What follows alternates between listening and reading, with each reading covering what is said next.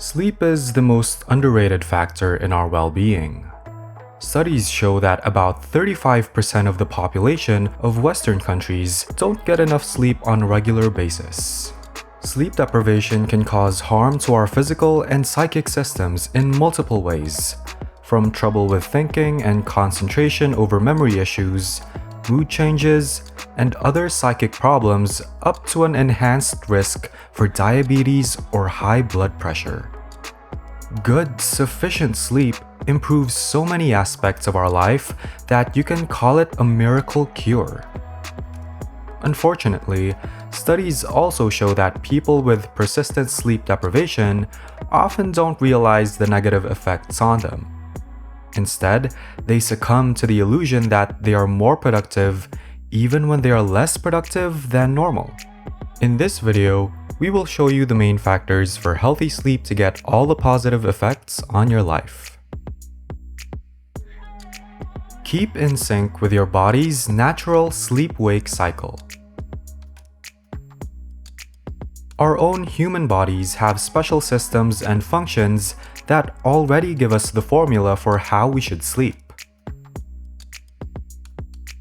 Know your chronotype.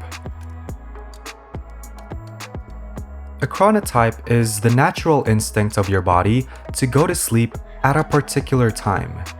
Every single person has a chronotype. It varies from people who get up early with ease and energy at maybe 5 o'clock in the morning, called the morning larks or early birds, to people who get to their peak of energy later on in the day. These chronotypes can shift during your lifetime, but they mainly rely on genetics and thus cannot be changed that easily. The best thing to do is to find out what your own chronotype is and try to adapt your daily routines around that result as much as possible. Try to sleep and wake up at consistent times, even on weekends. Much like building any kind of habit you want, consistency is the key. Consistency is also an important factor in getting better sleep and conditioning your body to get used to sleeping and waking up at a certain time. If you're having trouble falling asleep earlier than you normally do, one piece of advice is to lessen blue light absorption around 30 minutes to 1 hour before your desired bedtime. On the other hand, if you're struggling to wake up and get up despite having multiple alarms, you can try putting your phone or alarm clock in a place that's a little harder to reach. This forces you to actually get up and turn your annoying alarm clock off, causing you to wake up. Increase bright light exposure during the day. Exposure to bright light can decrease your awareness and alertness during the day. Throughout the whole day, this effect can accumulate and stay in your system even up until your bedtime, which can help you fall asleep later on. It's kind of like using those instances of bright light exposure as building blocks that can create a domino effect. Since this section is about your own natural human body, this is one way you can condition your brain or body into thinking that you've had enough activity for the day and that you now need to get some good rest. If you don't have the option to go outside or live in an area with a season of less daylight time, you can use a light therapy lamp to compensate the missing time in the sun. You can find a link to some light therapy lamps under the video. To add to that, the next point is to find calm down habits that you can establish 15 to 30 minutes before your bedtime. These habits don't need to be anything grand. Let's give a few examples. For one, you can try to do some light bed stretching before bed to prepare your body for rest. Stretching can relax your muscles and give you a sense of relief. You can also try doing some meditation to clear your headspace and allow you to fall asleep faster. A clearer mind means less noise in your brain that can hinder you from getting good sleep. If you're not into those, you can put your earphones on and close your eyes while listening to a calming podcast or some calming music.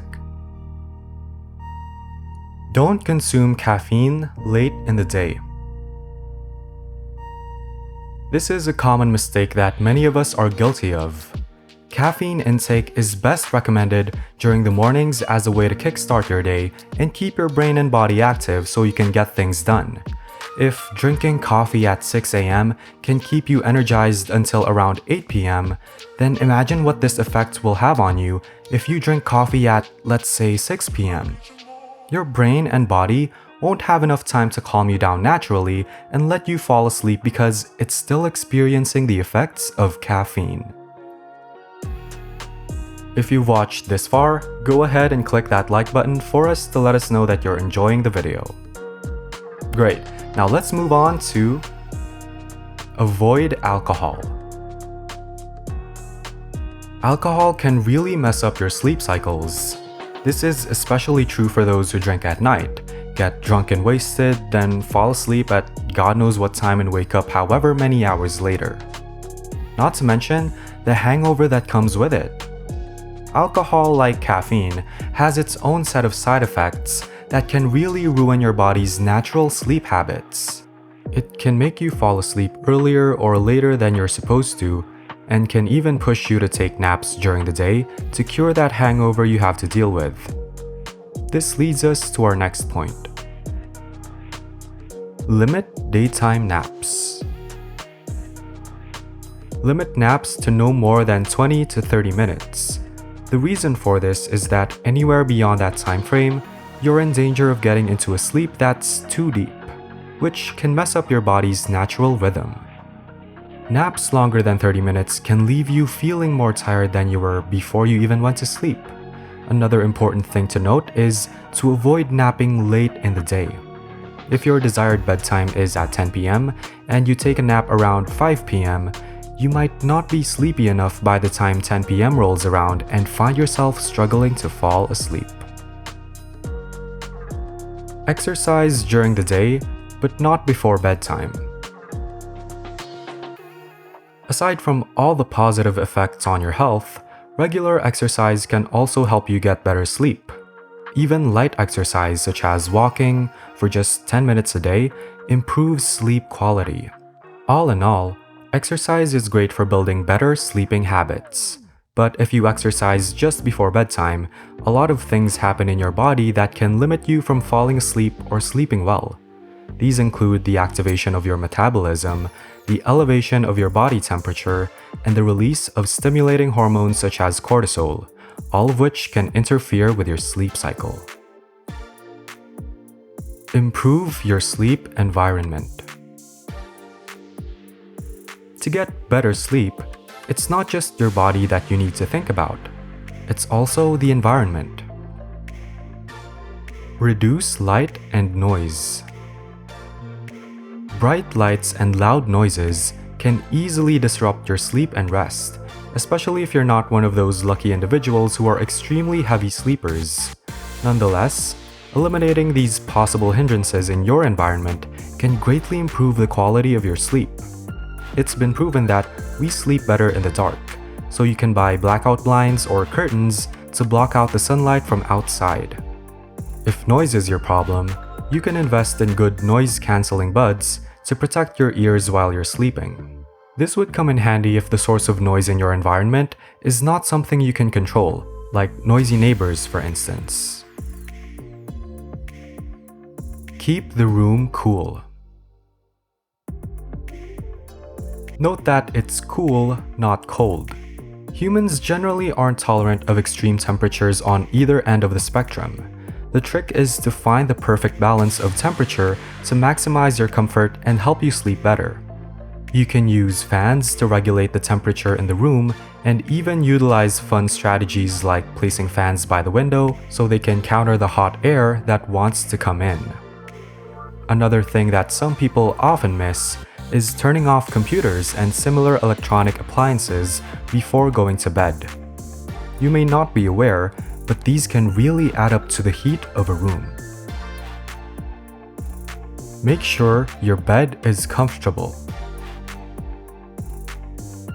If you're really serious about wanting to sleep better, you can invest in mattress toppers to make sure that your body is resting on something cozy, comfy, and soft. The key word here is comfort. It's one of the main priorities of getting better sleep. You can also upgrade your bed sheets if you feel like they're irritating your skin. Even the slightest bit of discomfort can affect the quality of your sleep. There are lots of other options such as adding more pillows, adding layered duvets, or using memory foams. Whatever it is, your goal is to make your bed feel like a cloud. Associate your bed only with sleep. What this means is that when you look at your bed, you should only be thinking of sleep and nothing else. Your bed should only be associated with sleep, which means you shouldn't be doing other activities in bed like lounging, watching TV series, playing mobile games, etc. If you do this right, it will condition your mind in a way that whenever you get in your bed at night, your body will take it as a signal that sleep is coming soon and automatically respond by making you feel sleepy. So if you wake up at night and can't get back to sleep within 10 to 15 minutes, get off the bed and do something at another place till you get tired again. Every aspect in this video can help you to get better sleep, but the underlying theme is to do everything you can to get a consistent sleep schedule with enough sleep for your needs. Often, the main obstacle is some kind of addiction like alcohol, but also some that are considered as mild ones like coffee, Netflix, or social media. If you want to know more about the power of sleep, you should take a look at the book Why We Sleep from Matthew Walker. You can find a link under the video. We hope you learned something today. If you haven't already, give us a like and subscribe and tell us about your own experiences down below, or suggest a topic that you'd like us to talk about in our next video. If you liked the video, maybe you are also interested in our video, How to Stay Calm Under Pressure. Thanks for watching and we'll see you next time.